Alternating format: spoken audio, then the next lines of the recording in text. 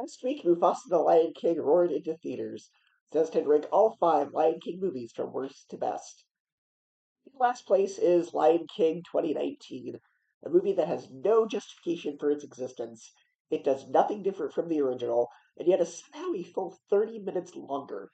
The animals have no emotion, and the film feels soulless and lifeless. It has good casting with Billy Eichner and Seth Rogen as Timon and Pumbaa, but there is nothing about this movie that's different or gives you a reason to watch it over the original. Number four, The Lion King 1.5. Now, I prefer to look at this movie as a non-canon parody because it's based on Rosencrantz and Guildenstern Are Dead, which is essentially Hamlet fanfic. It's pretty funny with callbacks and parodies and scenes from the original, and I find it similar to that play in the Monsters Inc. outtakes, where Mike Wazowski bends the story to make himself the hero.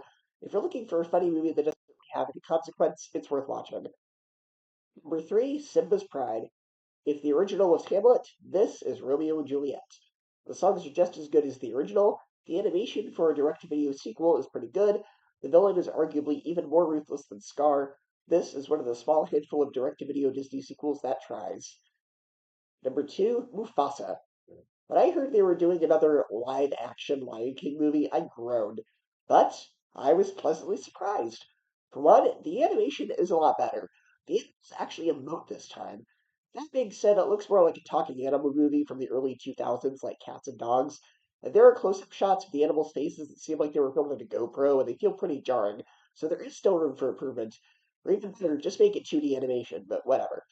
The story is pretty great, but like I said, it's basically Moses, albeit very, very loosely, and they're not subtle about it. I mean, Orphan Mufasa is even found in a river by the royal family and acclimated to them. Then they go on a journey to a promised land. It's not subtle. They hit you over the head with that harder than Rafiki. Disney gave us a great villain again.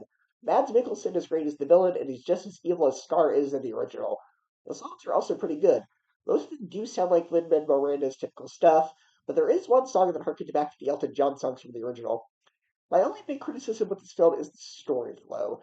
Timon and Pumbaa uses a framing device similar to the grandpa from The Princess Bride, and just like the kid in Princess Bride, they audience questions or banter, and none of these scenes felt necessary. They just felt like they slowed the plot down or were there simply because people like those characters. You could take out every single one of those scenes and it would be a much better movie. But Mufasa's surprisingly epic journey back to Pride Rock. In first place is, of course, the original The Lion King from 1994, one of the greatest animated films of all time, and the greatest 2D animated Disney film of all time.